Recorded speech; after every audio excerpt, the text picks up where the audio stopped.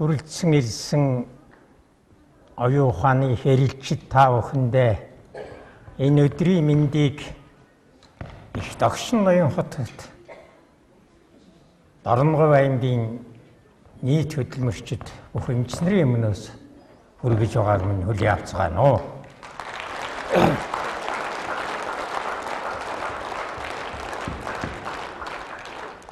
Хүн өдөр болгон цаг ямагт бөөн асуултын дунд оршдог. Тэгэхээр бид энэ ямар нэг асуултанд хариу ирж тэрэндээ хайсан хариу энд яригдах нь гэж та бүхэн сэтгэлдээ ямар нэг гэрэлгэгээ татуулж ирсэн гэдэгт би эргэлзэхгүй байна. Энэ эрэл бол боловсрол тэргүүлэх салбар мөн үү гэдэг ийм асуулт. Боловсрол тэргүүлэх салбар бишээ гэвэл ямар салбар тэргүүлэх юм бэ? Нийгмийн хөтлөгч нь аль салбар юм бэ? Асал ирээд олдохгүй. Тэгэхээр боловсрол тэргүүлэх салбар байж ч магадгүй. Тэргүүлэх салбар мөн тэгээд яагаад гэдэг асуулт гарна.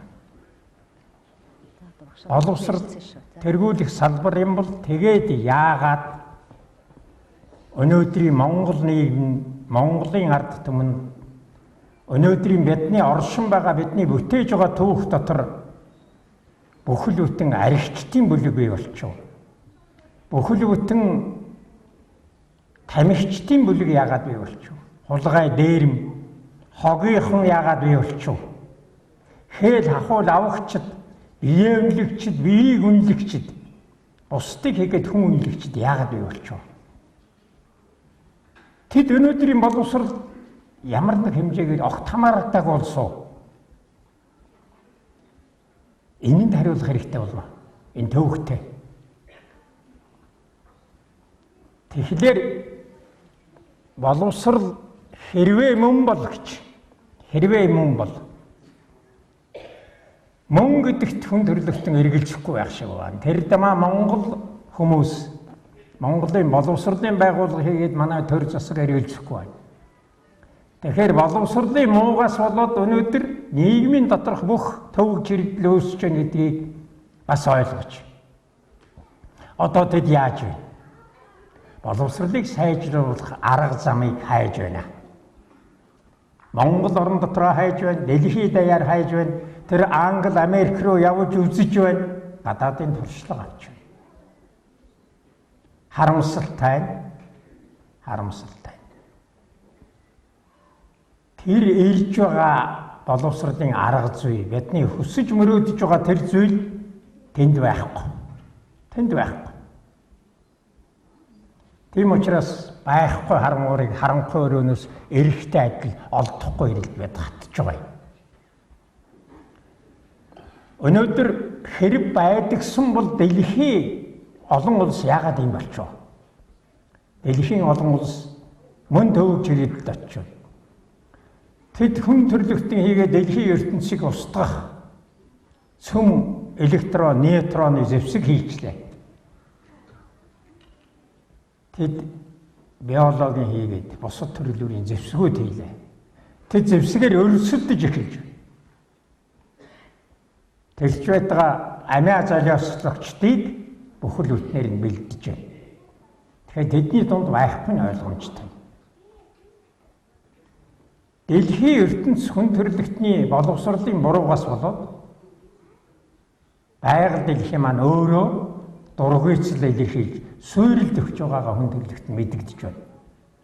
Тэр үүсэж байгаа тэнгэр угансан усан хуй, галын аюул, салхи шороо, цөлжилт бүгд байгаль дэлхийн эрэл хайгуур туйлдж өнөөдөр энэ байдал төрж байгаагаа хүн төрлөخت нь мэдэгдэж байна.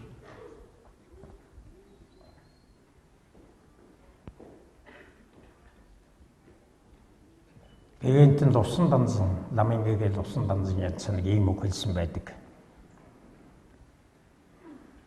Монголын их талд эрвэх далавч төрхөө хүүхэд юм уу буруу санаанд нь тасдаж хөлн жижигнэн ирвэхээ өгч байхад оддын дунд сөргөлдөө үүсдэг гэсэн утгатай үүсв. Энэ ертөнцийн нэгдмэл онолын тухай ямар гайхамшигтай юм бэ? Тэгэхээр бид элж байгаа юм байхгүй газар очиж ирж байгаа учраас олдохгүй гэж хэлж байгаагийн учир энэ. Яагаад боловсрол хаана буруудч огт буруу явчихв? Энийг бид хариулах хэрэгтэй болж байна. Дэлхийн ертөнц үүсэл гаруулаасаа хэлээл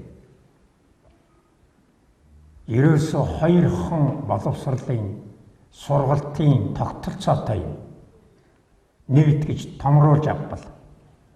Нэг нь арга зүйн сургалт барууны хаваа явчиж хэдэн мянган жил хийсэн мэдэхгүй. Өнөөдөр он тооллоор бол энэ 2000 он дуусахад тэр буруу нь хэн бүхэн ойлгох болчих. Дутууг нь хэн бүхэн ойлгодог болчих. Хоёр дахь нь бэлэг зүйн сургалт. Энэ сургалтыг хийдэг тийм улс үндэстэн орон газар хаа байна? Ямар өрдөн төрсөн дэлхий мэдэхгүй байна. Дэлхий мэдэхгүй. Олон улс мэдэхгүй байна. Харин гурав дахь нь энэ хоёрыг хосолсон сургалт байна. Тэгэхээр монголчууд энэ тэнгэр сургалт буюу бэлэг зүйн сургалтыг амьдрал ахуйд нэвтрүүлсэн юм аа. Нэвтрүүлсэн. Бэлэг зүйн сургалт өөрийгөө зайлшгүй сүйдэр мэт дагуулдаг нь арга зүйн сургалт байна. Арга зүйн сургалт. Нэгдэх нь сургалтыг ингэж байгаллаг, бурханлаг мөн чанараас нь авч үзэлгүйгээр дураараа авч хэрэглэснээс сургалт өнөөдөр бурууджээ гэж ойлгож болохоор байна. Хоёр дахь нь монголчуудын хувьд төрлөх гэж хэлж болох гүн ухаанаа орхисон. Хүн төрлөختөн ч бас гүн ухаанаа орхисон. Хоёр хувааж байх үзэлцээ сүүлдээ хоёулаа хэрэггүй болоод хайдсан. Өнөөдөр гүн ухаангүй болсон.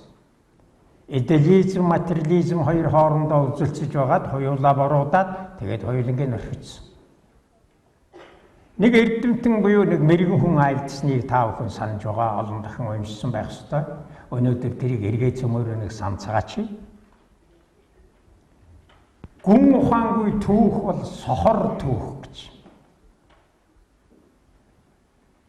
Тэгэхээр өнгөрсөн лав 2000 хүн төрлөختөн гүн ухаангүй түүхийг бүтээсэн сохор түүхэн эрнийг бүтээж. Сохор түүх эрний хараагүй боловсрал өнөөдөр хүн төрлөختөн амьд оршин дэлхий дахины сүйрлийн өмнө авчирлаа. Одоо яах вэ? Гурав дахь шалтгаан. Ийм болсон гурав дахь шалтгаан. Хүүхэд бол сургалтын үндэс. Хөгжүүлэн сургах зүйлийн үндэс.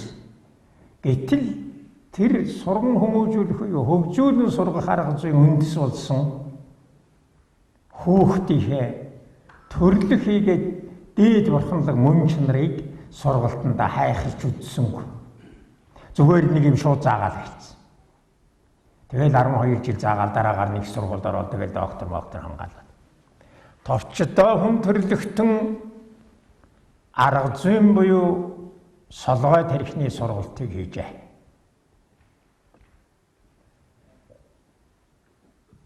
Гуравдугаарт сургалт буюу боловсролд хүн төрлөختний шилдэг гайхамшигт ололтуудын оргил од дээж гэрэлгээгээ болсон оргилуудын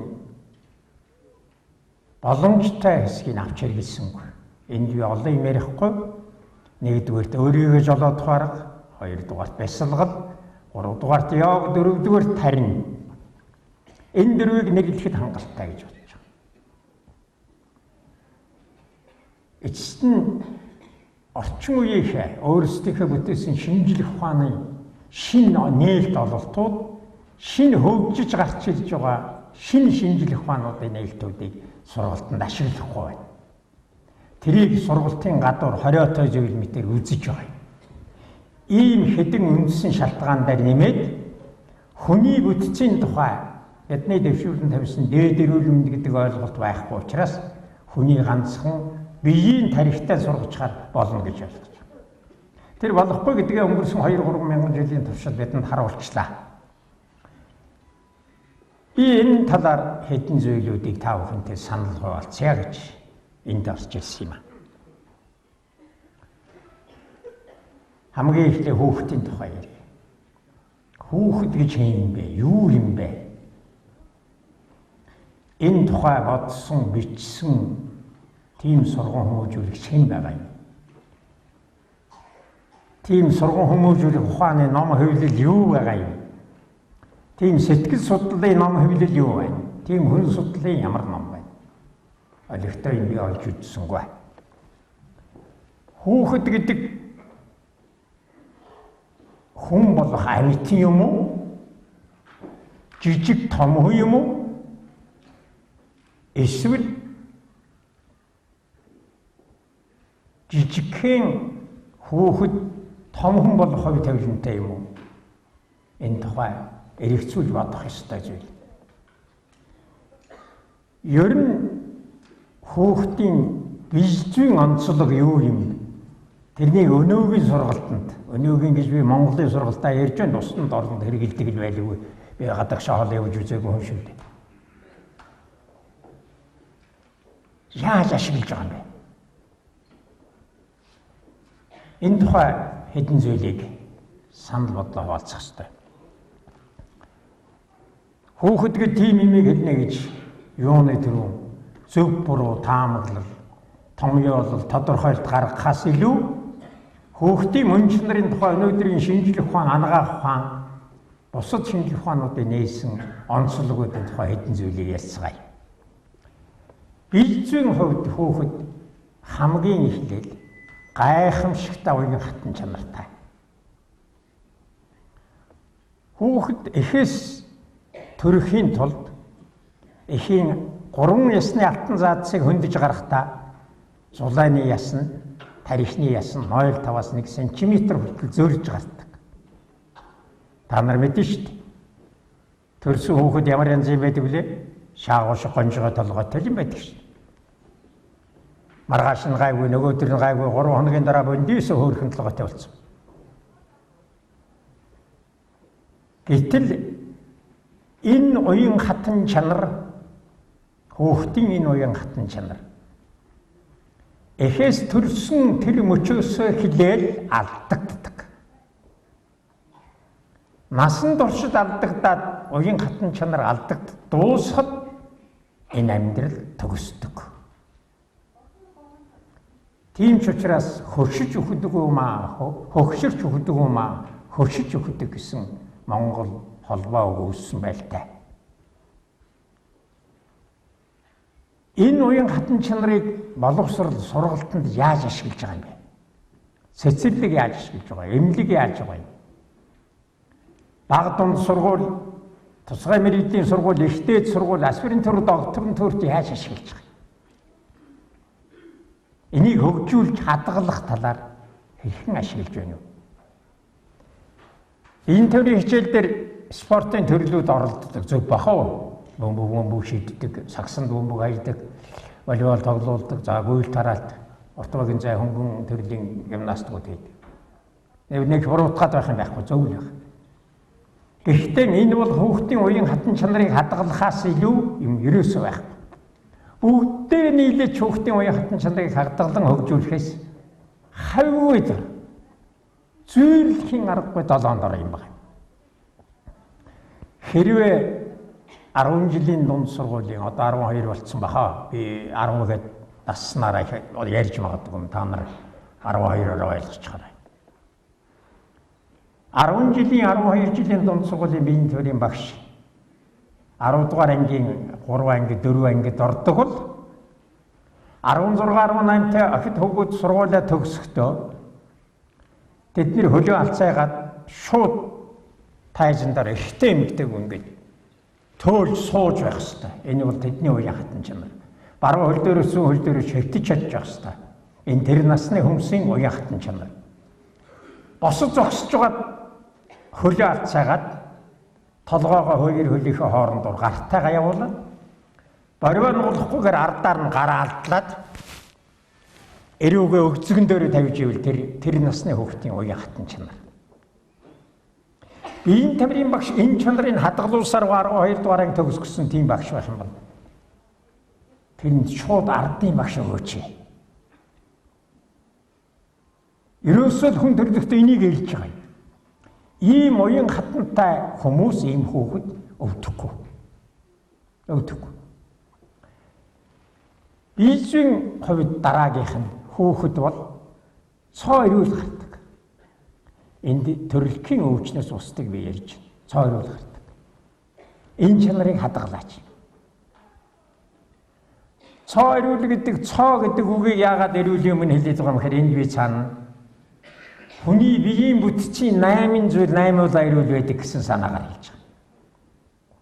Биеийн ирүүл, ухаан нь цэвэр ариун ирүүл, сэтгэл нь цэвэр ариун ирүүл, амин орон цэвэр ариун ирүүл, хийн эргэлт нь цэвэр ариун ирүүл, ухамсар цэвэр ариун, сэрэмсэр цэвэр ариун, орон цэвэр ариун.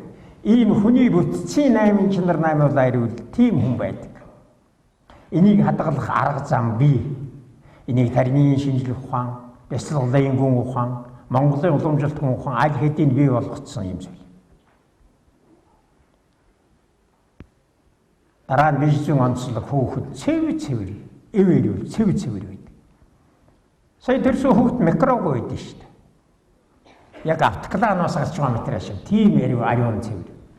2 цагийн дараагаас эхлээд бидний дунд оршдог тэр эгэл үеийн өвчин үүсгэгч, үл үүсгэгчүүд олддог гэж мам хувьд бичсэн байсан бидэнд багш заадаг байсан. Тэр агуу гайхамшигтай чанарыг яагаад хадгалуулахлаа бид мөн ажилладаг. Бийжийн хувьд хүүхэд бол гайхамшигтай дасгах чанартай. Бид өнөөдөр жоохон халууцаад ажил дээрээс яарад гарсан чинь толгой өвчлөө гэж ярьж. Нүцгэн гараагүй, шалдан гараагүй шүү дээ. Жоохон халууцсан тэгэл гарцсан. Гэтэл өвлийн дунд сар 12 сарын 31-ний шинэ жилийн шөнө дуусаад өглөө 4 цагт сумын төвдөр битүү засандар жорлонгийн хажууд хүүхэд гаргацсан хүн 30 минут суугаад хүй мөн хөлдсөн байхад хүүхэд нь дун цагаан юм. Тэр хүүхэд эргээд амьдэрчсэн. Нэг чанаа төрдөггүй. Өвөл ямар ч үедэнд палаачтайгаа сарпантайгаа гараад ичдэг. Тэгэхээр ийм гайхамшигтай дасамхай дасах чадвартай. Энэ бол хүний эрүүл мэндийн нэг агуу тал нь. Маш олон өвчин дасах чадал алдагдсанаас үүсдэг. Энэ тухай яриул нэг л их адаггүй яриа бол. Бийжийн хувьд нэг ийм сонин буюу гайхамшигтай юм. Хураангойтай юм байна. Тэгээд ураг их дотроо бүрэлдэхэд монголчууд усан ураг гэж ярьдаг. Ангаах ухаанд ч бас тиймэрхүү үтсэн байдаг. Тэр усан ураг ямар ид шидтэй, ямар гайхамшигтай байдаг вэ? Та нарын тухай уншсан. Яг ургийн усны тухай юм уу, усан ургийн тухай уншаагүй байж болно. Усны тухай бол уншсан гэж бодож байна. Оросын нэг эрдэмтэн Зинин, Японы Эмото Масура хоёр усанд хариун бий гэдэг ном бичсэн. Орос хэл дээрээс манай шилдэгүүд олж уншсан, дараа нь Монголд орчуулсан, одоо бараг өхөн уншсан байна.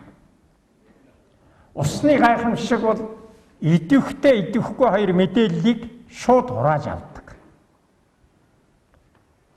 Тэр номонд бичснээр идэвхгүй мэдээлэл гэж юу хэлж ийм вөхтэй.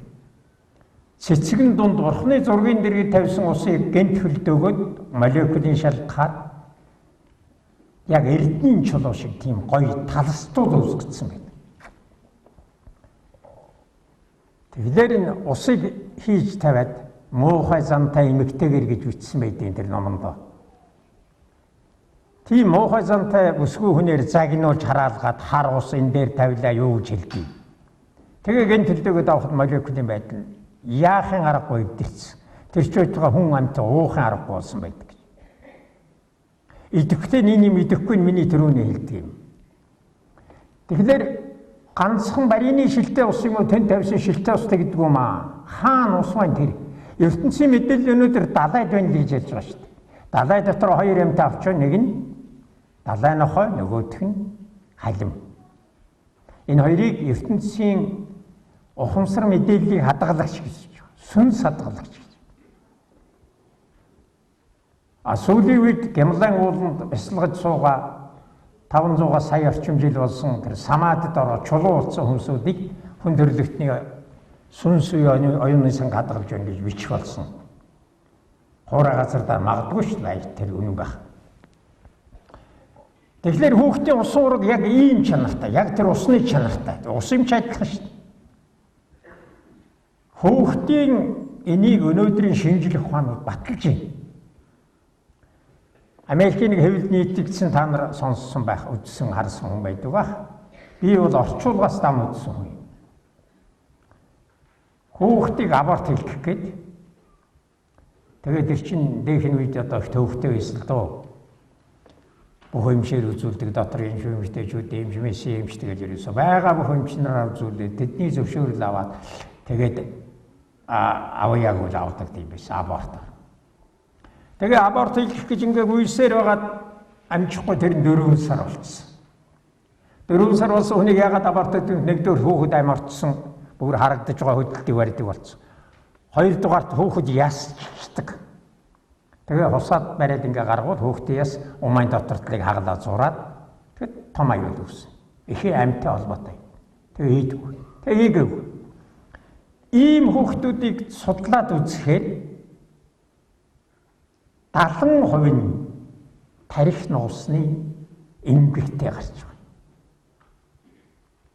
Тэр ус уураг юмар мэдээлэл авч байна. Эхийн аборт хийх гэж гүйж байгаа. Эцэг нь энийг авахгүй чиг шаардж байгаа. Тэр мэдээллийг сонсож байгаа. Тэгээд хэзээ намайг тэр төмөр гохон оруулж цаазлах бол гэж айж байна шүү дээ. Тэгээд тарих нуусны өвчтэй. Энийг судалж байх явцдаа бас нэг сонирхолтой тийм олзолсон эрдэмтэд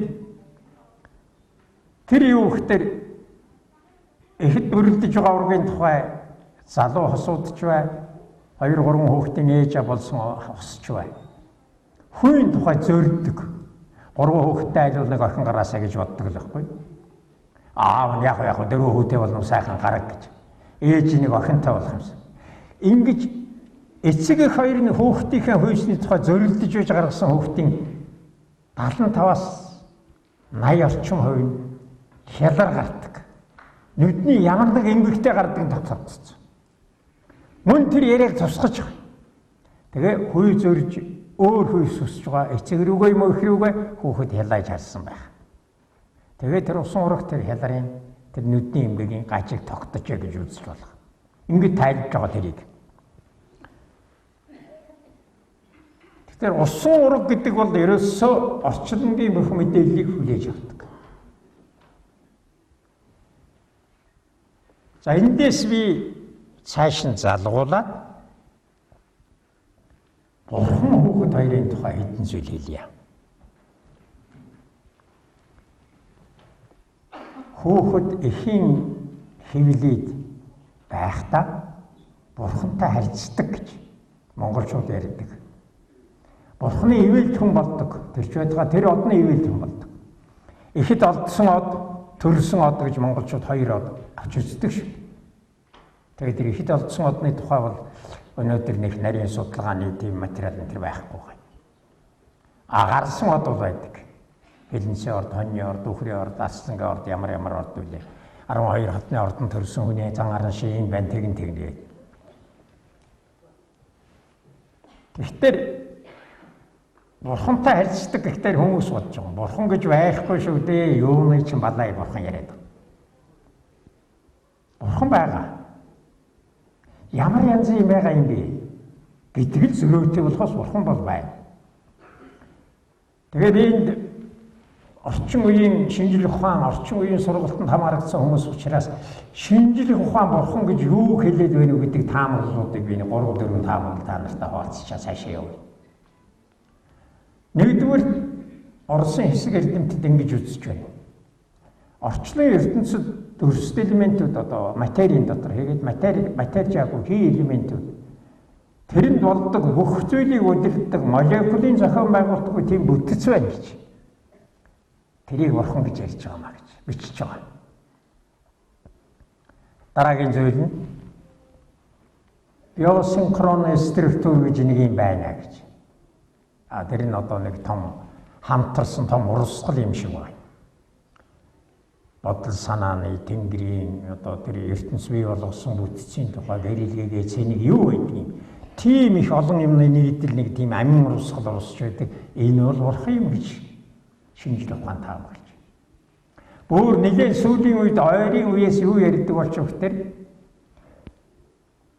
энэ окторгой сансар тэнгэрийг судалжээ. Физикч гэдэг ерөөсөө зүгээр сууж чаддаггүйгаас гадна асар их эрдмийг цуглуулж олсон олдог хүн төрлөختний бараг цорын ганц шинжлэх ухаан гэж хэлмээр. Тийм агуу шинжлэх ухаан юм аа. Физикчд юу болсон гэхээр орчлон ертөнцийн бүтэц бол хүний оюун ухааны ухамсарын бүтцтэй төстэй найрлагатай. Тэгээ орчлонгийн ухамсар гэж байна. Тэрнийг цэвэр ухамсар гэж нэрлэгдэж. Энийг бурхан гэж хэлж ах шиг байна гэж. За бүх ард түмэн дэлхийн бүх ард түмэн бараг л бүх бахаа бурхан бий гэж үздэг. Жаахан өөр л үздэг баг. Янз бүрийн зураг хөрөг бий болгосон. За ингээд би нэг 3 баримт шинжлэх ухааны таамаглал дээр нэмээд бурхад өөрөөсөө юу гэсэн юм бэ гэдэг юм хэлж. Жишээлбэл тэр бидний бурхан гэж залбирч байгаа Будда бурхан юу гэсэн. Будда бурхан гэж хэлсэн шүү дээ.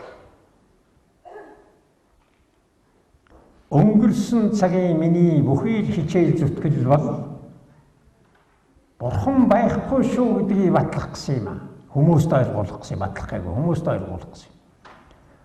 Өнгөрсөн цагийн миний бүхий хичээл зүтгэл бол бурхан байгаа шүү гэдгийг хүмүүст ойлгуулах гэсэн юм аа гэд.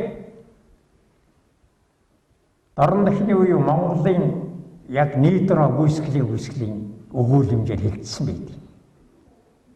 Тэгээ шавин багшаасаа асуусан. Бурхан гэж юу гэдэг юм бэ багшаа гэд. Буддагийн нэг шавин асуужээ. Би бурханы тухай бодох зав надад даан чалга. Би бусдад яад туслая даа л гэж бодож байна гэж. Бусдад тус үзүүлэхийг Будда бурхан гэж хэлсэн юм шиг байна. Дахиад нэг шавин асууж байгаа. Бурхан гэж юу хэлдэг юм бэ багш? Дуграагүй. Багш минь ойлгосонгүй, сонссонгүй миний асуултыг арай чанга бурхан гэж юу хэлээд байгаа юм бэ багшаа гэж асуусан. Огт дуграагүй. Чи өөрөө үйл гэсэн санаа юм шүү. Хятадын Будда буюу Лузичи монголчууд лууз гэж ярьдаг нэг гүн ухаантай байна. Шашин одоо буддийн шашны гүн ухааныг хятадд ирүүлсэн. Тэр даосизм чинь тэрний үндэслэлтэй юм шиг байна лээ. Айгуу тэр хүний ч хүчиг байж байна. Нэг вохон сум бичсэн гэж ярьдээ шүү дээ. Тэгтээ тэр бичсэн байдаг. Гадагшаа битэмөр гаргаарай чи бурхныг олохгүй шүү гэж. Ингээл үйлдвэртний төв зөвлөлийн ордонд нэгжэл Улаанбаатар 4 хотынхаа 4 уулынхаа хооронд нэгжэл Монгол дээр нэгжэл чи бурхан олохгүй юм шүү дээ. Тэгэхээр тэр хүн цаана юмар санаа хэлж дотгошоо гэсэн өөр зүгээр гэсэн. За ийм байдлаар бурханы тухай тодорхойлсон юм байна. Гэхдээ хүүхэд бол энэ бурхан аль нь ч байлаа гэсэн харьцдаг. Эхийн одоо энэ чакра мэдхгүй хүн байхгүй хөрдөө цөмөр мэдж байгаа даа. Эхийн асуух нурууны доод талын амин хөрдөө юу? Ангадах одоо хөрднээс 8-аас 12 микроны хит улаан туяа ялгардаг. Энэ ордог гардаг. Тэгэхээр орж байгаа нь бурхны эрчим энерги, гарч байгаа нь хөөхтөөс бурхны зүг цацж байгаа энерги байж болох талтай. Болох талтай гэж шүү дээ. Тийм юм уу үгүй юм уу гэж судлахаар та нар элж болсон учраас би өөрийнхөө нэг сонссон буюу уншсан тийм зүйлээ хуваалцаж байгаа. Тэгэхээр хүүхэд ингэж бурхантай харьцдаг юм байна амьд үед. Энэний шинж тэмдэг тэгээд хүүхэд бол бурханыг эрэлгээ, бурханы энерги гэж ярьж байгаа хий, бурханы дуу аваа гуравт их дотроо амгалан амар тайван өсч ториндог. Баруун 8 оны бичсэнчлэн бидний заалгасанчлан орох гарах гурван судсаар тэжээлдэж гадагшаа ингэж хайцдаг юм биш шиг байна лээ. Бас л судлах ёстой зүйл. Хүүхдийн энэ чанар гараад үлдчихдэг. Хүүхэд гарангуудаа маш их айж орилдог. Бүр үхэн дуалдал бахилдаг шин. Энэ яагаад гэж байна? Бид ойлгохдоо их дотор усан дотор байсан амт хуурай газар байшаа гэж бодож байгаа. Тэр чиний шалтгаан мөн баг. Хамгийн гол шалтгаан энэ биш. Хамгийн гол шалтгаан бурханлаг өнөөх гурван хүчнээс хагацж байгаа юм. Бурханы хамгийн тааламжтай сайхан гэрэлгээгээс бидний гэрэлгээ харанхуйд очиж байгаа юм. Бурханы ариун тансаг дуу аялгуунаас бидний дуу амар муухай араатны ахиралдаан шиг энэ дуун тунж байгаа юм.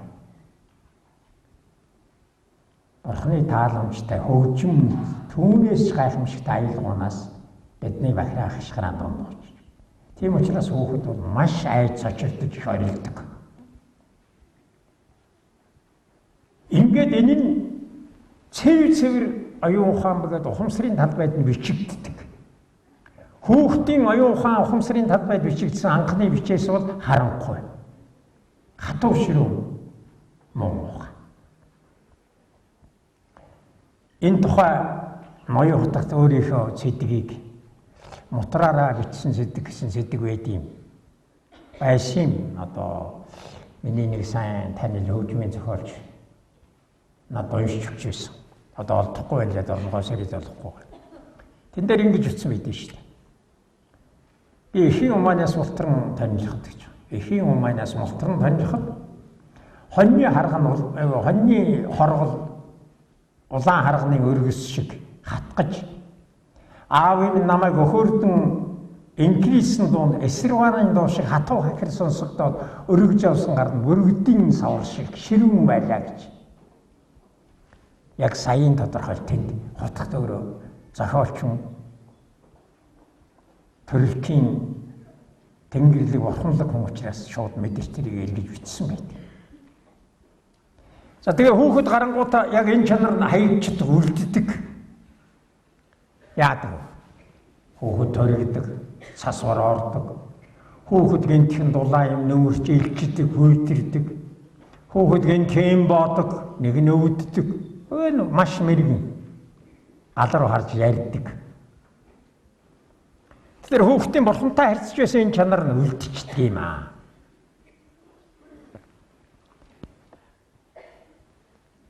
За бижзүү хувьд хүүхэд ийм гайхамшигтай юм. Дараа нь бэлэгзүү хувьд ямар гайхамшиг. Сая би нэгэн жаахан сөхөөд өгчлээ шүү дээ. Хүүхдийн ухаан бол маш цэвэр байдаг. Нийгмийн бүтээсэн оюунаар бохирлогдоогүй. Бас хөгжөө яг өөрийнхөө төрлөгч нараа цэвэр байдаг. Хүүхдийн сэтгэл маш ариун байдаг. Яг бурхны шиг ариун талсан. Нийгмийн бүтээсэн сэтгүүгээр бохирлогдоогүй. Тийм учраас хүүхэд бүх юмд хамгийн элэглэсэг, хамгийн дотносог, хамгийн дээд зэргийн тааламжтай сайхан харьцдаг. Хүн болгон түүний хамгийн дотны ээж мэт бүсгүйчүүд. Бүсгүй хүн болгоныг ээжээ гэдэг. Бүстэй хүн болгоныг ааваа гэдэг. Сүүлд нь ахаа гэдэг, сүүлд нь эгчээ гэдэг. Тэгэхээр хүүхдийн сэтгэлийн ямар ариуныг ердөө энүүгээр тодорхойлж болно. Ээж нь биш шиг хүн тийм бүсгүй хүүхдэд харагддаг. Хүүхэд мөн чанараараа тийм ариун тансаг учраас бэлэгзийн хувьд, ухаан ухамсарын хувьд, сэтгэл сэрэмсрийн хувьд ямар ч муухай юмны зөвхөн сайхныг олж хардаг.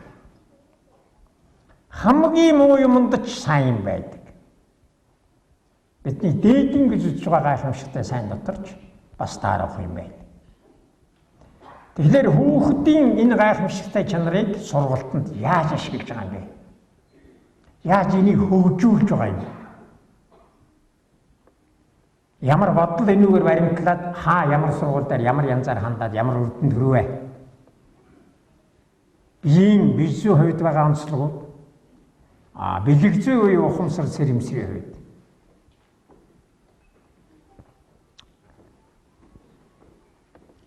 орчин үед мэдээллийн шинжилх ухаан гэж байна. Гарсан энэ хүн төрөлхтөнд буюу ялангуяа эмч нарт маш гайхамшигтай нээлт хийж эмчнэрийн хувьд цоошин мэдлэгийн хуудсыг бидний өмнө дэлгэд тавьсан. Харамсалтай нь тэрнийг хаацсан, зарим нь хараагүй, хараад ойлгоогүй. Мэдээллийн шинжилх ухаан орон зайд мэдээлэл хадгалагддаг юм гэдгийг хэлж өгсөн. Орон зайд мэдээлэл. Тэгэхээр бидний орон зайд өвчний мэдээлэл явж байгаа шүү дээ. Тэрийг нь хэлж өгсөн. Бидний орон зайд тэрнийг эдгүүлэх тийм арга зүйн мэдээлэл байж байна. Тэрийг хэлж өгсөн. Хэрэглээгүй.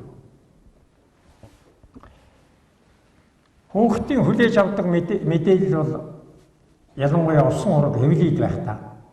Усан ураг хэвлийд байх та. Гар сойноч ялгаагүй аав.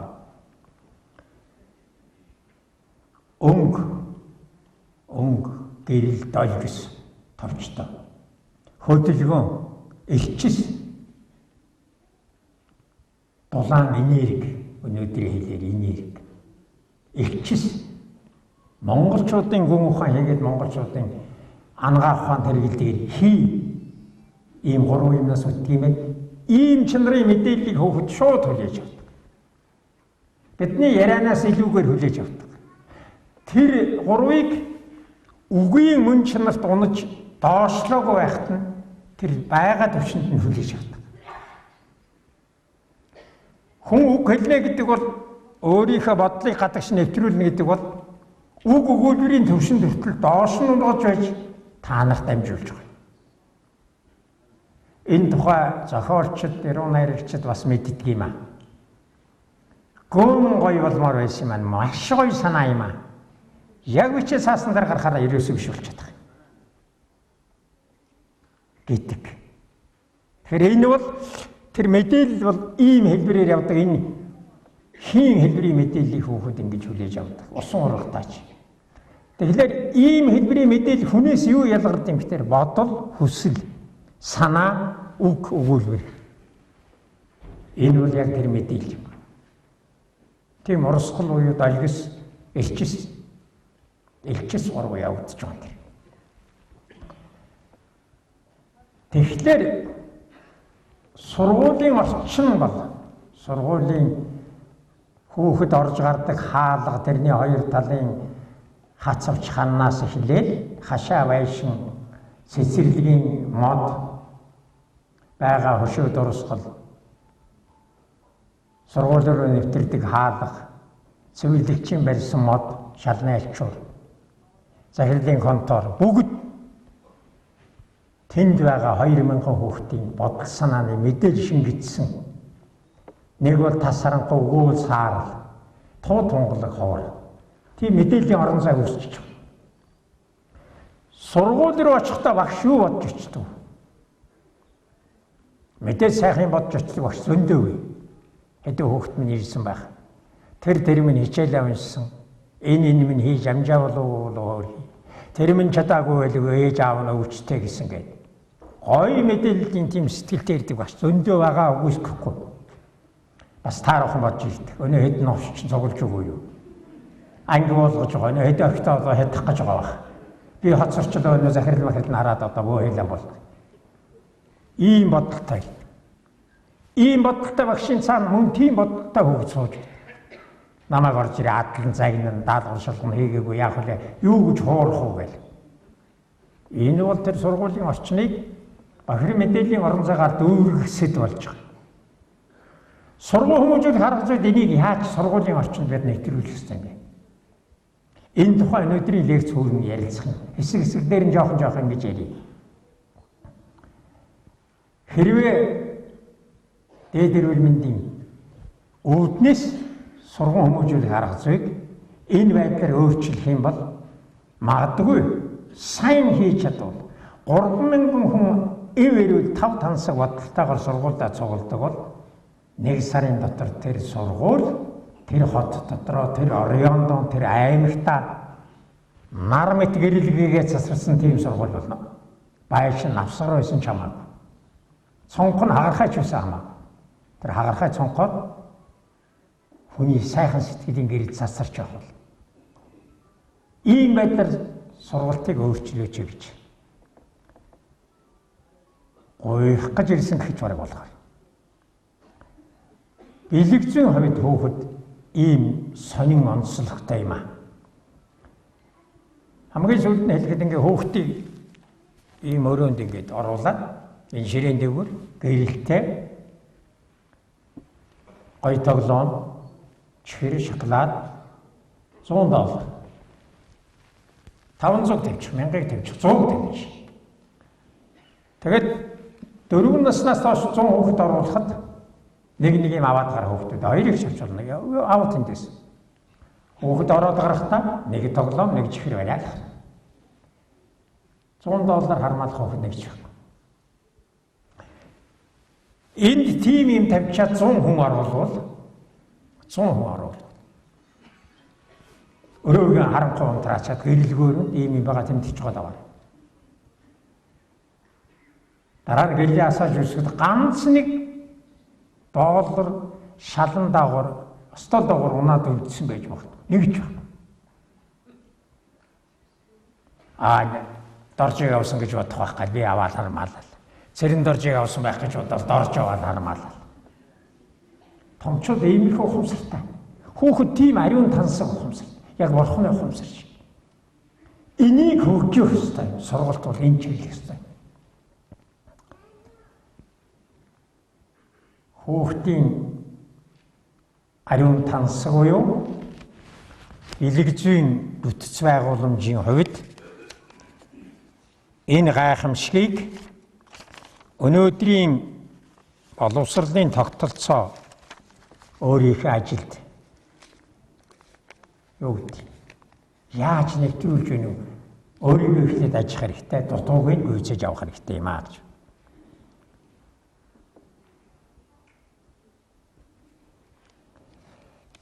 За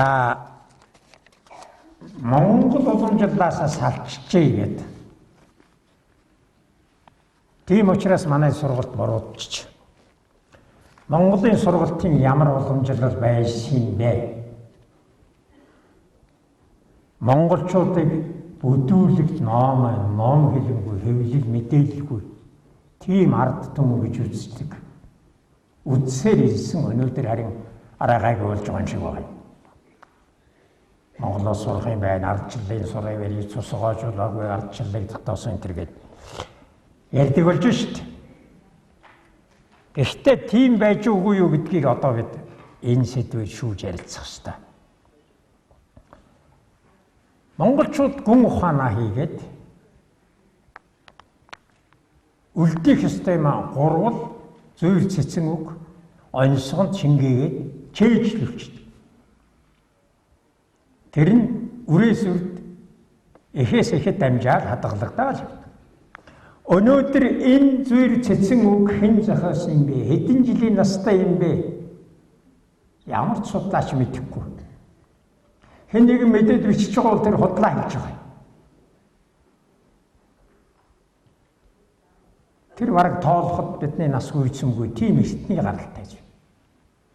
Бүр 1000 хэдэн мянган жил, магадгүй сая жилийн настай ч гэж. Сүм хам бишүүлжэр Монголын түүхийг 1,112,000 жилээр 1,112,000 жилээр бичсэн байдаг. Манай дунд говийн дэлгэрийн хийдийн заваа гэгэнтэн 1 сая жилийн түүхийг бичсэн байдаг. Хорж хойжоо. Тэгэхээр энийг лав тэр хоёр хүний бичсэн үеэс эхлэх ёстой байж магадгүй. За тэгээд би олон юм ярихгүйгээр сургалтын тухай ямар үг байна уу та хэлээд. Би энийг та нартай санал хуваалцах гэж байна. Хүүхдийг монголчууд хүмүүжүүлнэ энэ гэж ярьж байгаагүй. Хүүхдийн хүмүүжил гэдэг үгийг нэх ярьдаггүй. Хөгжүүлэн сургах арга зүйтэй байжээ. Тийм байж үгүй байж одоо шүүцгээе. Монголд ийм үг байдаг. Хүүхдийг 3 нас хүртэл бурхан мэд шүт. Бурхан мөн байна гэдгийг би түрүү ярьсан шүү дээ. Тэгээ 3 нас хүртэл бурхан мэд шүт. 3 наснаас за 4 ч гэж байдаг л.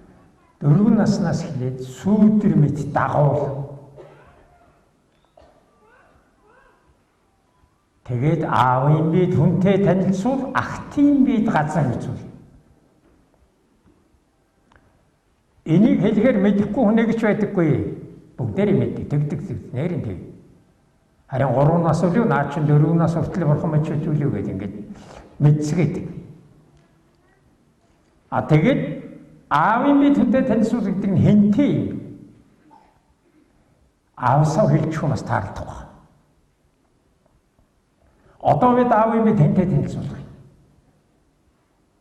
Ерөнхийлөгчдөө авч очиж танилцуулах юм уу? Жилд эн чинь одоо бараг 70-80 мянган хүүхэд төрдөг болсон шүү дээ. Хоо чи 90 хүрчээсэн шүү дээ. Тэгээ нэг 40 хүрээд буудсан одоо эргээд олон болсон гэлээ.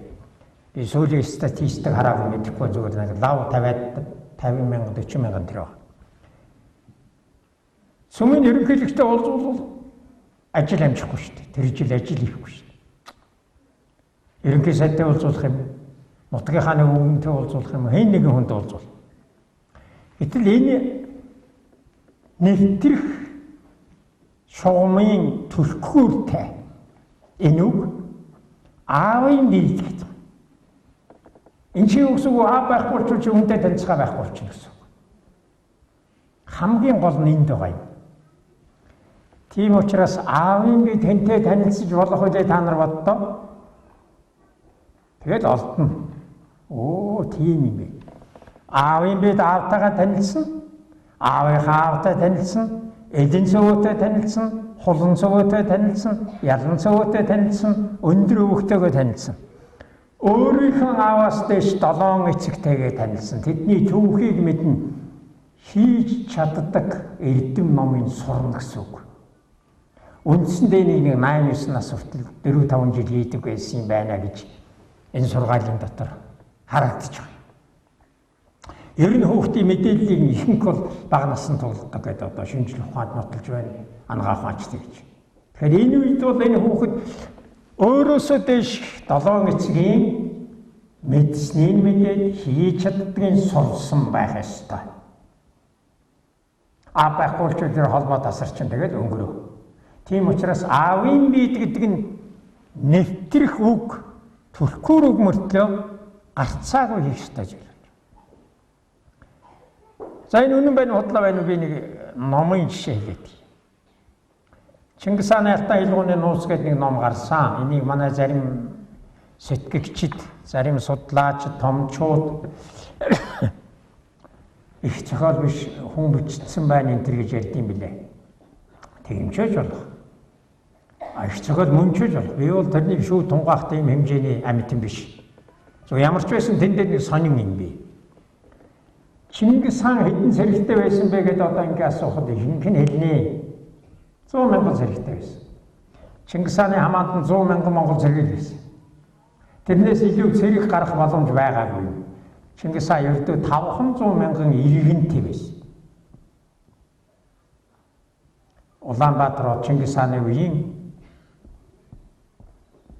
2 бараг 3 гүрнийх нь хэмжээ байна шүү дээ. Тийм хүнтэй болцсон байхгүй. Тэгээд энэ дотор жамуухан өчил тайл байд юм аа. Өргөл үг гэж. Тэр юу гэж хэлсэн хэрэг ингэж хэлсэн. Нүүргийн агуу их засаглалыг Тэмүүжин байгуулсан юм уу? Үгүй гэж хэлсэн. Тэмүүжин байгуулчаад их хаанд өргөмжлөгчөөд 40 настай ширээндээ залраа сууж байхад нь жамуухтай гэж хэлж байна. Чингис байгуулсан юм уу? Үгүй. Энийг 9 эцгийнхэн мэддгийг мэдээд хийж чаддгийг сурсан цэргүүд нь хийсэн юм аа. Чингис хаан чинь 100 мянган зэрэгтэй биш, мөн чанартаа 900 мянган зэрэгтэй байж гэж ойлгож байна. Нэг цэрэг нь 9 хүнтэй, 9 эцэгтэйгээ тэнцэж байсан баг. Агуу хүчний эндээс. Дараа нь харин 2 сайхан үг альцсан да. Тэр энд дахиад яригдана. Энийг сонсож байхад гэмгүй. Харин шоронгүй улс төр хоёргүй засаглалыг Чингис хаан өөрөө байгуулсан юм шүү гэж хэлсэн. Тэгээд Тэнгэр тэдэн наруу нэг л байгаа. Тийм ээ, нэг байгаа. Дэлхийд ганцхан байх ёстой, намайг эвгүүтэх гэж хэлсэн байдаг. Тэгээд 9 үеийг мэдэх асуудал бол нэгдүгээр тийм нэг ачаад. Хоёрдугаарт нь тэр дайн дажинд биш цусан төрөлд уусаж арилгах аюулыг арилгах гэж байна. Тэгэхээр энийг бид ганц эцгийн талд биш эхийн талд бас байна. Эхийн дээшээ 9 үе, эхийн хажуу тишээ 7 үе, эцгийн хажуу тишээ 7 үе. Ингээд энэ хүн цагийн талбайд нэг омог гэдэг 10,000 орчим хүнийг хэлдэг юм байна лээ. За, ахтны биед газар үзүүлээ. Одоо хүмүүс бодож байгаа ахтын биед газар үзүү. За, ахт байхгүй унаа машин байна, мөнгө байна. Онгоц юу нэ ямар ч унаа байна. Сэж ардыг үзүүлэх шиг уцаатай байж хөө гэж бодож байгаа. Та нар бол ямар газар үзүүлмээр вэ? Бас л бодох хэрэгтэй. Миний ихтэй таарч байна уу, үгүй ээ. Заавал таарах албагүй л аль нь зөв бэ гэдгийг дараа нь шүүх тунгаах хэрэгтэй. Миний дотор зөв юм байгаа бол тааван, буруу юм байвал засна. Энд 3 газар үзүүлэх ёстой гэж би бол бодож байгаа. Нэгдүгээр чиний төрсөн хоног тэр үе. Тэр хадтай толгойн ангил. Одоо хоёулаа очно. Энд ийм ултай, тэнд ийм голтой, ийм сайхан бэлгийн агуу шинж чанартай ийм газар миний хуу гарсан шүү дээ. Хүрээд очин тэндийг хавтгай сангич болов. Чиний хүү цөглүүлж энийгээр дарсан. Энэ малын хөлөр жаахан зайлчиж манай гэрийн бараа энэ шүү дээ. Энд байгаа. Ээж чинь энд мэдлүүлээд чиний хүйг тэнд дарсан. Тэр чулуу наашин тавьж байгаа. Чи ээжээсээ тасраад хүйнээс нь тасраа гараа ивсэн ч гэсэн энэ газар шороо, энэ толгой ингэрдэх энэ чулуунаас хүй салаагүй шүү минийх үү.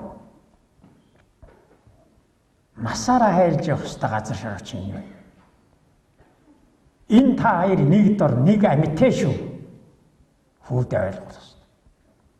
Гуравт нь хуучдын газрыг үзүүлэх ёстой. Өвөөч нь энэ хэдин хар хадны нүүхэн талд оршигдсон энд байгаа. Өвөгийн өвөг тэн, тэрний өвөг тэн, тэрний өвөг тэнд. Энэ орон зай бол манай өвөгийн хүйн холбоотой эрдмийн чулуугаар дарагдсан юм агуу гайхамшигтай газар минийх үү. Тэр хүүхдийн сэтгэлд юу бодогдно гэж бодож байна. Эх орон гэж ингэж эхэлдэг л байхгүй. Ингэж эх оронч үзэл бий болгодог. Эх орныхоо төлөө өгөх ёстой энэ гэж хэлэх юм бол нэг хөлөгтэй болохгүй. Дараагаар нь өхрийн бэлчээр, адууны бэлчээр, тэмээний бэлчээр үзүүлдэг. Энэ ийм газар, энэ ийм газар, ийм ногоотой, ийм ургамалтай, эндээсээ шуурал тэгдэг, тэндээсээ салхилуулна гэдэг тийм газар. Хамгийн сүүлд нь тахилгатай уул усаа үзүүлдэг. Чи Сүхбаатар аймгийн хүн гэж боддоо. Хамгийн сүүлд нь чамайг 100 хонон байж алтан овоондороо байж танилцуулах гэж.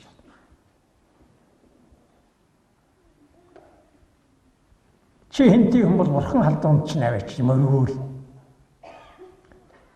Ингэж хөгжүүлэн сургах арга ээж аваас эхлээд гэрийн дотор тулганы галын дэргэд үлгэр онцох малын бэлчээр туглын зэл хурганы хөвгний дэргэд явагдаж байсан юм аа. Өнөөдөр энийг сургалтанд яагаад нэвтрүүлдэг? Нэвтрүүлэх ёстой гэж бодож байна. Өнөөдөр зарим хүмүүсүүд ярьж байгаа тэр төрсөн газараа очиод хөрвөө. Хөрвөөсөн хүн би зүгээр болсон хүн ч үед. Тэгэхээр энэ яагаад гэж байгаа вэ? Тэнд чи эхийн уманаас тэр харанхуй ертөнцид унахдаа энэ газар дэлхий, энэ ээж аав, энэ амьтан хүн, энэ мал сүрэг, тэр уул усны эрчим хүч чамайг ямар их хайраар тосч явсан Бурхны хажууд багж гисэн. Тэр үйлчлэл яг чи тэнд нүцгэн төрсөн өдрөө түр бясалгал хийхэд яг дахин бий болдог. Тийм учраас чи 25 наснда, 37 наснда, 49 наснда төрсөн өдрөө тэр жил орохдоо болгондоо очих юм бол яг төрсөн үеийн эрчим хүчийг авна. Гайхамшигтай ирүүлж ийн гэсэн үг. За энэ тухай яриу дахиад ангаах ухааны нэг том лекц болно доо. Тэгээд ингээ орхичих. Тэгэхээр сургалтанд нэвтрэх зүйл юм. Энэ Монголын энэ уламжилт сургууль хүмүүжил ухаан, хөгжүүлэн сурах ухааны, хүн ухааны арга зүй ингээд үлджээ. Дараа нь Чингис хааны сургалтын өв уламжил гэж байна. Энд би Чингис хааны нэг л айл дүрийн тайлбарлая. Чингис хаан нэг тэр 9 өрлөг дээдсүүдэд цуглуулад уулзсан дээр ингэж хэлсэн байт юм аа. Муу ч гэсэн биш, муу ч биш. Хуучин ч гэсэн 9 эрдэнэ дороо амьдрал тугай гэж. Хуучин ч гэсэн 9 эрдэнэ. Хуучин ч гэсэн 3 эрдэнэ дороо амьдрал тугай гэсэн. За алиугаар ч хэлсэн болж байгаа. Тэгэхээр өнөөдөр 3-аар нь заншиж. Ямар 3 эрдэнэ юм? Одоо бидний хэл заншнаар Бурхан эрдэнэ, ном эрдэнэ, лам багш эрдэнэ. Дээд 3 эрдэнэ.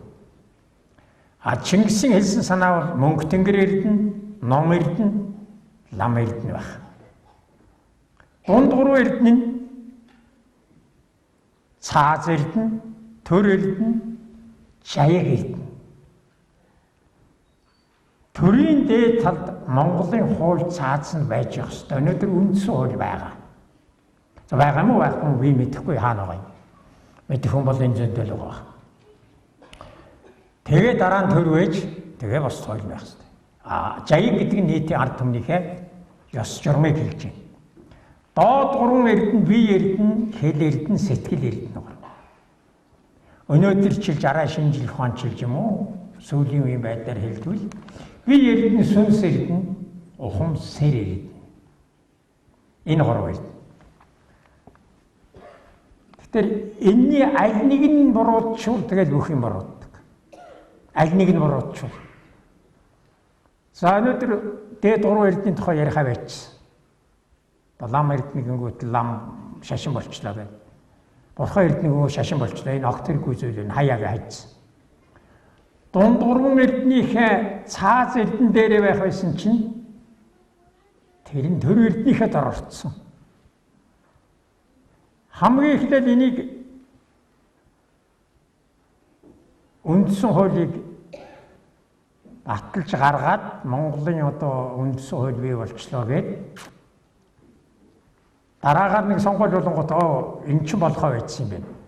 Их хурлын гишүүд засгийн газрын гишүүн байх ёстой өөрчлөё гэж өөрчлөө гэж. Уулан дээр нь болохгүй гэж байж байгаа шүү дээ. Тэр болохгүй л явж явах ёстой гэсэн. Өнөөдөр тэр хуучин зөв байна буцааяа гэж байгаа шүү. Тэгэл ууранд усан өдөж байгаа юм шиг ингэрээ нургасан ажил монголчууд хийдэг болчихжээ.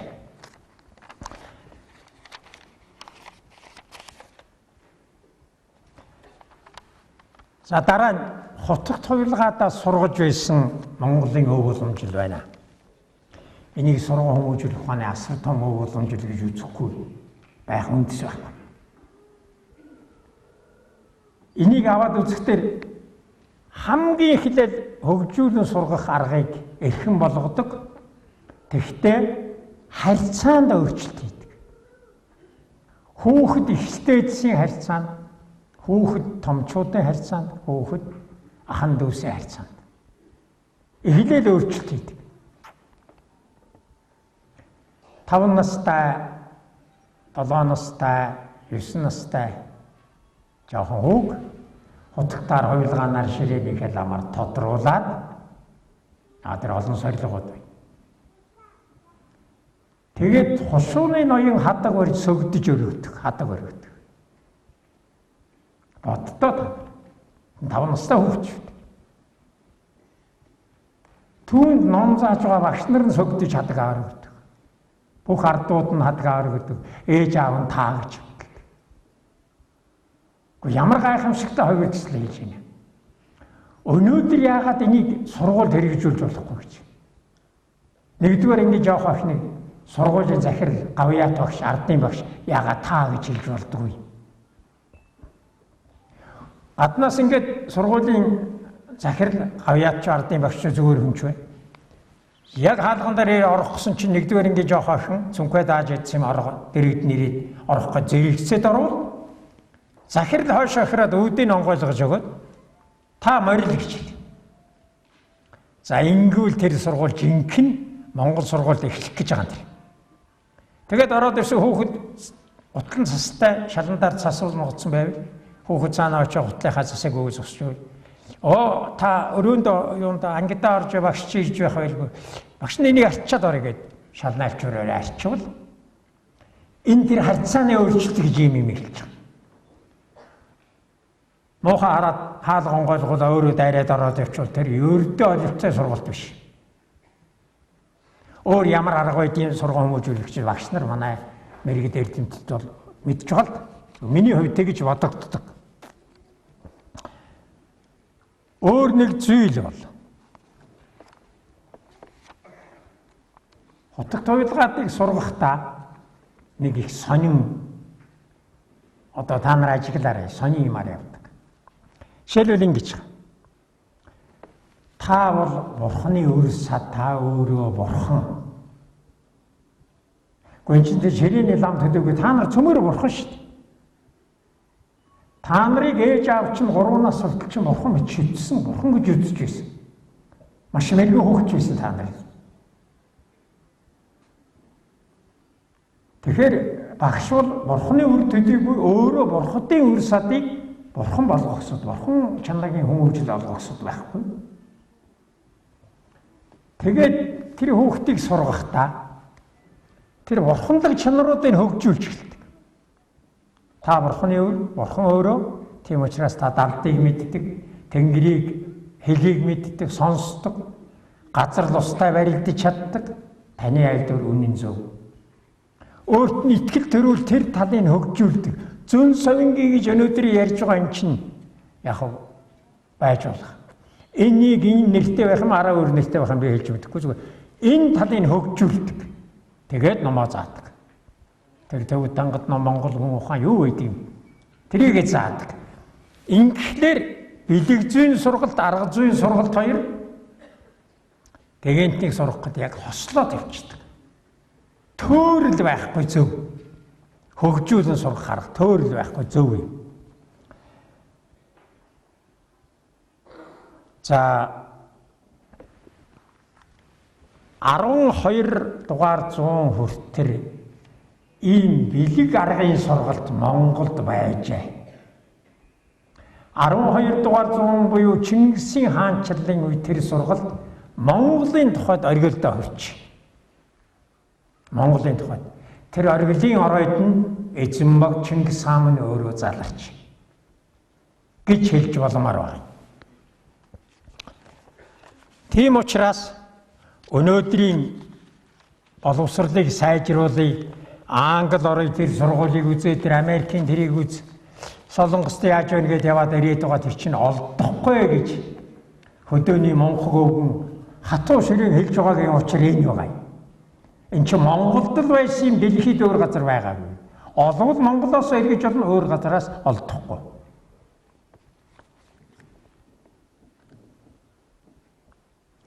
Тэгэхээр бэлэг арга сургалтыг юу гэж хэлж болох вэ? Мөнх тэнгэр гэж Чингис хаан нэрлэсэн байх юм. Мөнх тэнгэрийн эрдэм гэд манайхны судлаачид, сэтгэгчид бичсэн байдаг. Олон хүн бий. Жишээлбэл Ол Хагаач гişэг Нагаамбуу тэгээ галарид маларид маш олон эрдэмтдийн бэлэг судлалын талаар, тэнгэризмийн үзлийн талаар бичиж байгаа. Тэр хүмүүсд бичсэн байдаг. Тэнгэр эрдэм гэж. Яг болж л байна. Тэнгэр эрдэм гэхэд их сайхан сонсогдож байгаа маа. Тэгэхээр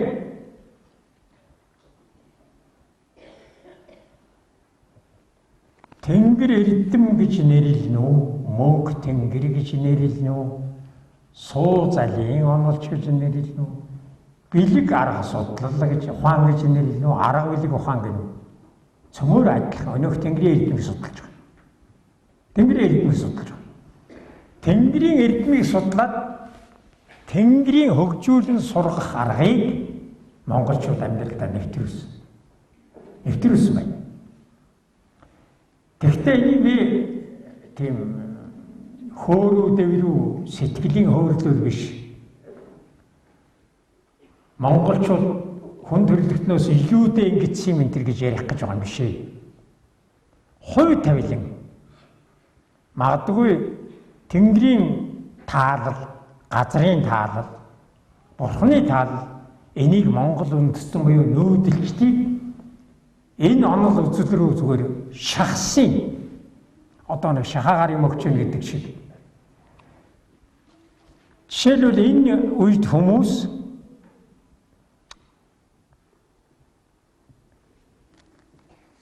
байгаль тэнгэрийн эрхшээлд амьдарч байсан үдчихэд маш аимшигтай хүчтэй цасан шуурга, борон шуурга, шороо, хүйтэн халуун бий болж тэр нь монголчууд сөхрөөгүй суурин онол арга арга зүйн сургалт бий болсон ч бас тэдний буруу биш. Суурин иргэншил яадаг тэнгэрийн тийм их хүнд хэцүү үед шууд байшиндаа ороод цонхоо хаагаад өвдөд өгч ичдэг. Тэг болоо. Арилтан сууч. Монголчууд уу нүүдэлчдүүд харин гарч явдаг. Нөгөө хоньо, нөгөө хөхөр туглаа. Нөгөө малд явсан хүүхдээ, нөгөө малд явсан өвгөд эмэгтэй. Тийм учраас байгаль тэнгэрийн хүнд хүчил зүйл олон дахин суйлд очиж нэрвэгдэж байсан. Тэгтээ сөхрөөг. Яагаад ингэж? Яагаад ингэж байгаа? Яагаад ингэж? Учир нь юунд байна вэ? Өөрийнхөө ухаан ухамсар сэтгэл сэрэмсрийг тэр огторгой өд нискэн байж өөрийн бие ухамсараа сүнс зүрх сэрэмсрээ сэтгэлээ чагнаж илж хайсан юм а. Нэг мэдсэн чинь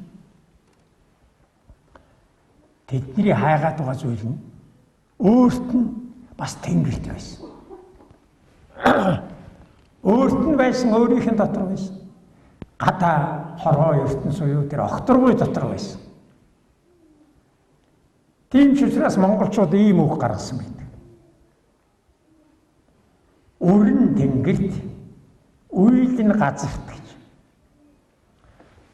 Өнөөдөр орох цасан шуурга хүйтрэлийн өрн тэнгэрт. Маргааш тэр нь үйл болж газарт. Үзэх нь хүн буюу нүүдэлчтэй. Тэгээд машид гайхаж ядуул тэнгэр заяатай, тэнгэрийн язгууртай юм байна. Тэнгэрийн нэг хэсэг нь юм байна гэдгийг ухаарсан. Энийг ухаарсан. Тэгэхээр хувь тавилан буюу газар дэлхий, бурхан тэнгэр нүүдэлчд буюу монголчуудыг бэлэг арга үзэл рүү шахсан гэж миний хэлдэг учраас энэ юм а. Энэ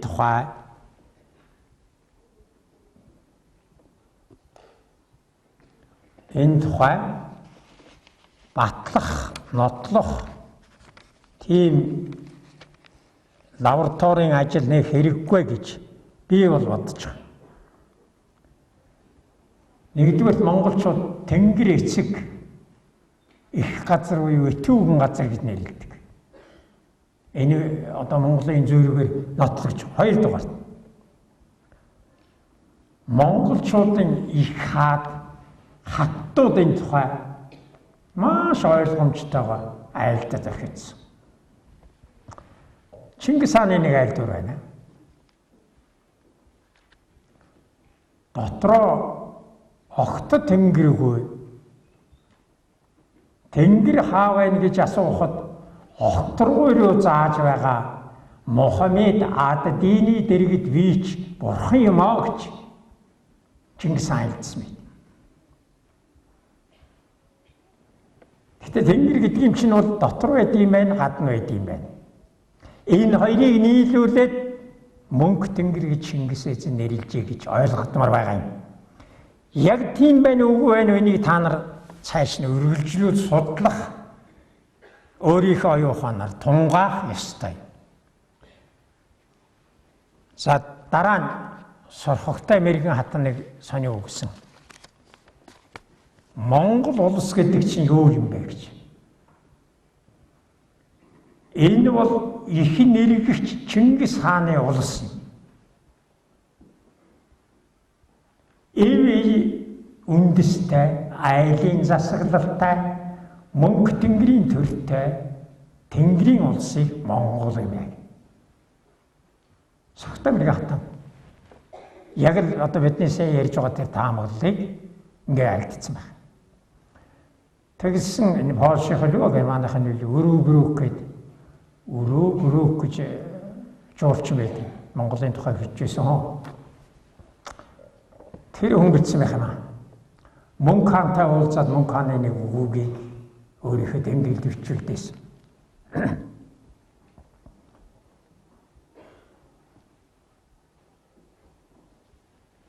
Тэнгэр бидэнд хэлмэл заяасан юм аа. Бид тэдний хэлсэн үгийг хийчихээс итгэл амар байдаг юм. Мөнх тэнгэр юу айлдан тэднийг бид огт хойшлуулгүй шууд хийдэг юм аа гэж.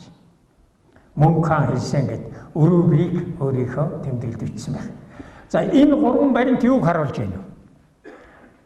Мөнх тэнгэр эрдэм буюу бэлэг арга эрдэм, арга бэлэг эрдэмийн тухай ярьж байна.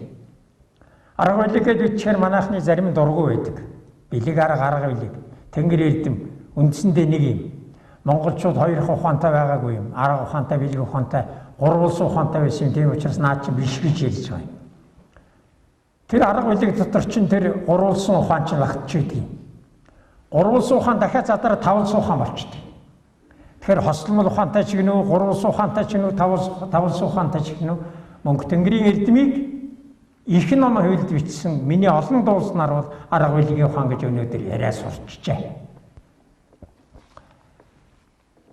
За тэгэхээр бид өнөөдөр энэ сургалтын аргыг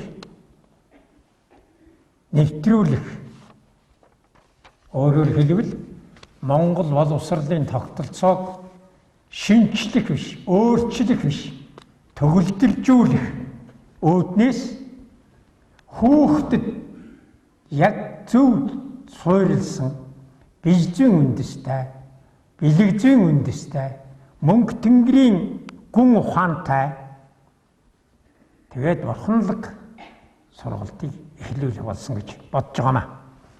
Ерөөсөө ертөнцид арга бэлэг 200 сургалт байна гэж би түрүү ярьж байсан. Тэгээд энэ арга сургалт бурууд гэдгийг барууны гэгэнтнүүд мэдсэн байдгийг шүү. Тэгээд тэд одоо монголчуудаа хэрэгжилж байгаа тэр бэлэг арга сургалтанд яаж шилжих вэ гэдэг талаар. Тэд монголчууд ингэж үчээгүй.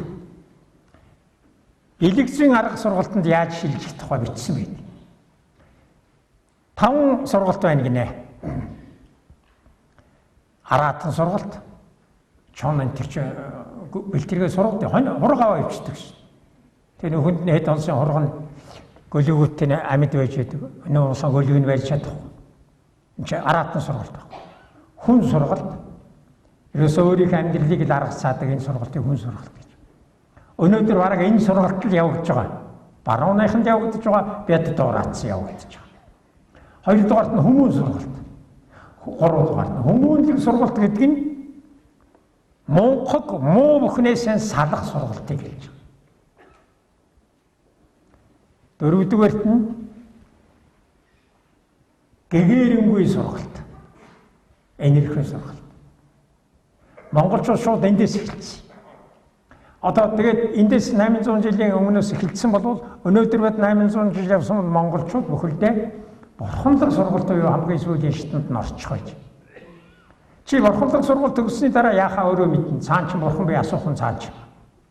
Наа чин дорногоо цэрэнд орж биш. Дэрэг чин бурхан байна. Чи өөрөө бурхан чанараа олдсон. Ийм 5 сургалт байна шүү гэд тэд бичсэн байг. Гэтэл баруунынхан хэдэн төгөлгөө олоход амар сургалтыг л хийж байсан. Тийм учраас өнөөдөр сохор түүх хараагүй сургалтаа яваад хүн төрлөختөн олон улс дэлхийн ертөнцөө суйрлын замдаар аваачжээ. Гар харган монголчуудад байна. Заах хүний энд төрөлцөж ирсэн та нар байна. Монголын сургууль хүмүүжүүлэх ухааны мэрэгд байгаа. Тэд арай санаагүй, сэдээгүй явж байгаа юм. Тийм учраас хэрүүл өддөг хүн шиг би өдөд сэдэх гэж энэ лекцийг бэлдэж ирж байгаа шүү. Хүн төрлөختний өв уламжлал болсон сор бүтээлүүдээс сургууль хүмүүжүүлэх ухаан хөндөй тасархай хол байж одоо ойлтуулах хэрэгтэй. Энэ өөрийгөө жолоодох гэж нэг юм байна. Дараагаар нь йог, тэгээ бясалгал, тарин. Энэ дөрөв бол өнгөрсөн хэдэн мянган жилийн туршид хүн төрлөختний бий болгосон агуу гайхамшиг сорвн. Нэг хэлдэгдсэн байдаг. Нэггүй ер нь олон хэлдэгдсэн. 55 жилийн үдээгүй хүн байдгийн 80 жилийн үдээгүй хүн байдгийн дандаа усуудаг. Тэгсэн чинь саяхан нэг хэвлэл дээр мэдээлсэн байна. 83 настай хүмүүс 11 настай 70 хэдэн жил огтын мамсаг усч угаагүй хоолч идэв бясалгагч. Өөрийгөө судлахад ерөөсөө татгалздаг. Судлаад юу ч болдог. Ийм хүний тохиолдсон. Тэгэхээр эн чинь ийм агуу гайхамшигтай юм хүн төрлөختөн бүтээсэн байна. Ийм зүйлээс хол байсан. За дараа нь бол шинжлэх ухааны шинэ ололтууд шинжлэх ухааны нээлтүүдийг манай боловсролын тогтолцоо их хожуу буюу хойд гандаж ирүүлж байгаа маа. Энд сургууль хүмүүжүүлэх багш нарыг буруутгах үүднээс биш ээ. Тэд зав муутай. Бидний хэдэн хүүхэдтэй ноцлолж байгаа. Ач зээ нарыг минь гараас нь хөдөлж яваа. Машинд орчихгүй сэтгэл зовж байгаа. Өвдөж ханаад ирчихгүй хичээл тасчихгүй гэж айж байгаа. Завгүй гэж бол. Гэхдээ хийх ёстой зүйл. Нэгдүгээр психофизик гэж нэг агуу шинж байна. Сүнс судлал одоо барихаас устдыг хийчихсэн шүү дээ. Өнөө сүнс чи энэ байна уу? Би энэ бариад ирлээ гэж тэхэл дутуу байна. Байх нь байгаа юм. Тэрний хөгжлийн зүй тогтол наашаа явсан зам энэ тэрийг тогтоосон. Энийг одоо мэдэх ёстой. Ягаад гэвэл хүн сүнс судлалыг мэдээд сүнс байна гэдгийг мэдчихвэл өөрийнхөө мөнгө чанарыг ойлгоход нь хэрэгтэй болчдөг. Энологийн шинжлэх ухаан би түрүү ярьсан. Сургууль бол саарл мэдээллийн орн болж ий гэж. Тасаар гэж хэлэхгүй. Саарл. Саарл өөрийнхөө өнгийг уламж сааралтуулдаг. Тэр гэгээлхтэй хэцүү байдаг. Арадестенс, квант физик, элементарны физик энэ ёсуудыг ашиглах. Хүнээс гэрэл цацарч байна тэрийг хүмүүс мэдэрдэг. Өнөөдөр үздэг хүн чиг болсон. Тэр ийм үздэг багш, ийм үздэг сурагч бол байх ёстой. Зүгээр энийг хараа хичээлээ битгий хийж байгаа юм шиг л. Ер нь ийм агуу гайхамшиг байгаа учраас хүн бол хүндлэхгүй байхын аргагүй зүйл юм. Шинжлэх ухаануудын гэдэг юм уу зүгээр хуучин шинжлэх ухааны мартагдсан онолуудын үүднээс дээд эрүүл мэнд гэсэн бидний дэвшүүлж байгаа нэг жижиг асуудал. Уул нь жижиг юм бишээ их томрох ёстой зүйл юм. Бид жижигхэн хөндөөр тавьсан. Манай эрдэм тэмэргийг судлаачид тэд томруулах ёстой зүйл. Жаахан хойролдоо байсан ойрын үеэс их давшингуй болж байгаа. Гадаад орнууд их хүлээж авч байгаа юм. Энэ үүднээс хүнд хэдин гайхамшигтай чанар байдаг юм аа.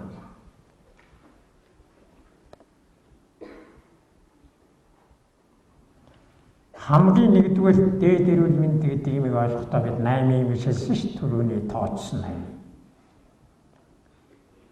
Энэ 8-аар нэмэгдээд нэмэгдэж байгаа юм шиг өөртөө зүгээр тэр нэг зүйл чанар байна. Хүн гэдэг өөрөө бурхан юм. Өөрөө бурхан юм. Тийм учраас хүүхэд нь бурхан, хүүхдийн ээж аав бурхан, хүүхдэд хичээл зааж байгаа бурхан. Багшийг өнөөдөр хүмүүс янз бүрээр ойлгодог болжээ. Намайг баг сургуульд орж байхад би 40 оны үеийн ярьж байна. Багшийг хүндтэй хүмүүс. Сумын баг сургуулийн багш гэдэг бол тэр суманда суман даргын дээр суудаг тийм хүн байлаа. Өнөөдөр ямар зэндаанд байгаа мэдэхгүй. Хүүхэд нь муу тавьчвал дахиж очиж загнадаг ээж аав байна. Хүүхдийн зэмлүүл очиж загнадаг ээж аав байна. За тэгээд хүүхдийн дэргэд багшийн муу хэлдэг ээж аав. Бүр аюултай. Багш бол боловсролын ажилтан гэж би үздэггүй. Багш бол миний гэр бүлийн гишүүн. Миний гэр бүл 3 гишүүнтэй. Аав, ээж, хүүхдүүд. 3 гишүүнтэй. Хүүхэд сургуульд оронгууд аав доошоо уугаад аавын суудлаар багш. Ээж аав хүүхэд. Ээж аав хажуу төрөл өсөд. Тэгэхээр гурвалсан гэр бүлийн оргилд аав байсан бол хүүхэд нь сургуульд оронгууд багшийг залгах хэрэгтэй. Манай гэр бүлийн тийм агуу хүндтэй хүмүүс багш байх хэрэгтэй. Багш өөрийгөө ингэж ойлгох төдийгүй ингэж мэдэлж ажиллах ёстой. Ингийн тул сурган хүмүүжүүлэх биш, хөгжүүлэн сургах сургалтыг эрхэмлэх ёстой. Ингийн тул бэлэг аргын сургалтыг ашиглах ёстой. Ингийн тул Монгол өв уламжлал, Монгол гүн ухаан, шинжлэх ухааны нээлтүүдийг сурган хүмүүжүүлэх арга зүйтэй нэвтрүүлэх ёстой. Тиймгүй бол тэр суудалд очих хэрэггүй болчихно. Тэгэхээр багш шилжиж байгаа. Цалин авахын тулд амьдэрч байгаа нь хүүхэн болж шүү дээ. Боловсролын тогтолцооноос цалин авахын тулд. Тэр бол цалин авах нь бол сонирм биш. Хамгийн гол нь тэр хүүхдийн гэр бүлийн ноён оргилд очих нь тэр хүний амин чухал. Дээд эрүүл мэндийн үзэл санааны үүднээс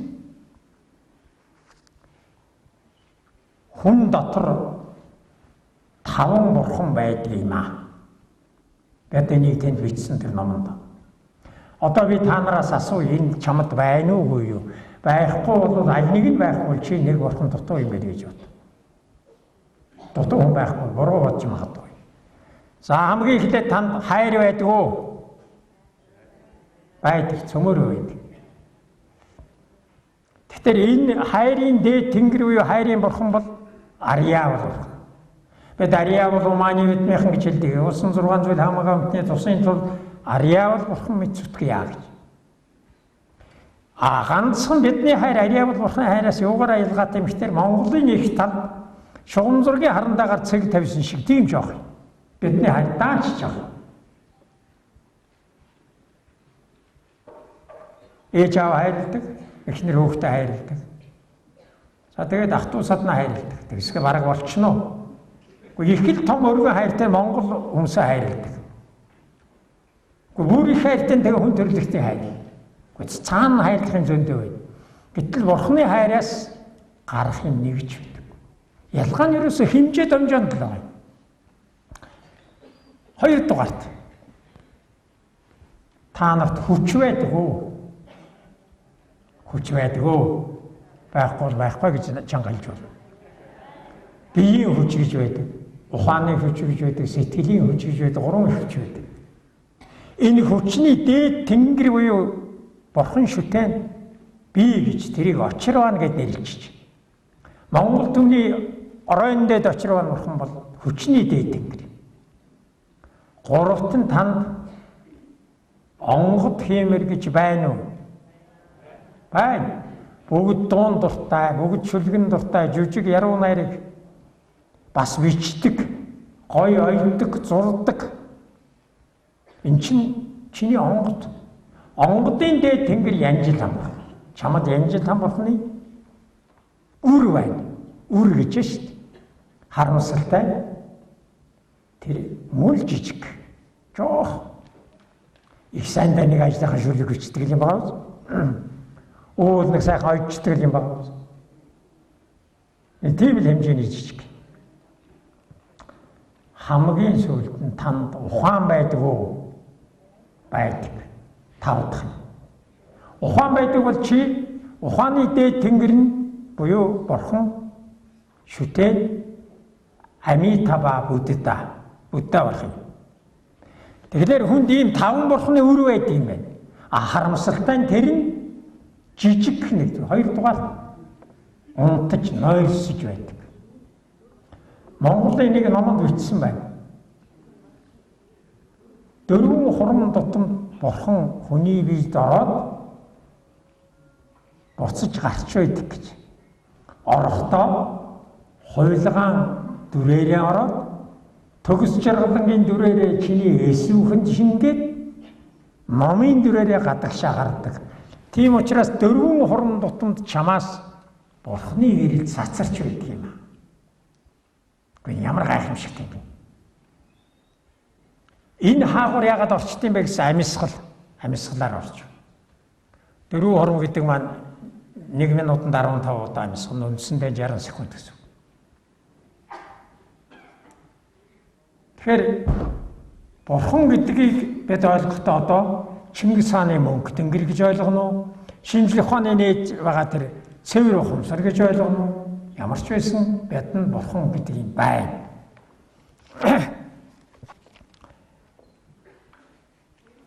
За ухаан сэтгэл гэж нэг хоёр юм байгаа маа. Хүнд.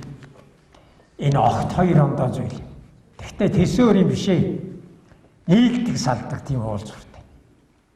Ухаан гэдэг цэвэр тарихны бүтээл. Материалын зүйл юм бүтээл. Ухаан, нийгмийн ухаан буюу оюун. Тэрнээс миний ухаан сэлбэгдээд оюун ухаан. Тэр оюун ухаанаас нь бодол нь санаан зангидагдаад үгээр илрээд энэ 6-таа ингээд 7 дахь нь ухамсар болдог. Өнөө сэтгэл орох цай байхгүй. Хаагур нь ч сэтгэлийг авч харчуул харах байхгүй. Тэгвэл сэтгэл гэдэг нь сүнсний бүтээл. Хийсвэрлэг оршиж байгаа сүнсний бүтээл. Тэгээд сэтгхүй буюу нийгмийн бүтээсэн сэтгхүй. Түүгээр сэлбэгдэж сайжирсан бохирдсон миний сэтгэлгээ тэрнээс миний хүсэл үүсдэг, хүсэл нь санаан зангиддаг, санаа нь үгээр илэрдэг, тэгээд сэрэмсэр болдог. Ухамсар, сэрэмсэр гэдэг ийм хоёр юм байна. Энэ нь санаандаар зангидагдаад үгээр илэрдэг учраас өнөөдөр хүн төрлөختөд хол явуулчихжээ. Миний лекцэнд хүчирсэн их оюуны ирэлчид эрдэмтэн мэргэд сурган хүмүүжүүлэгч ээж аав гэж та нар хүмүүн дотор 5 бурхны үр байна. Над дотор ч бас байдаг юм байна. Миний үр хүүхэд хийгээд миний дээдс өвгдөд бүгд байгаа. Гэвч бурхны үр нь үний юм байна гэдэг эргэлзэх байх гэж бодож байна. Та нарын сэтгэл зүрхний гүнний гүнд нойрсон байгаа 5 бурхан сэлж та бурхны дүрэн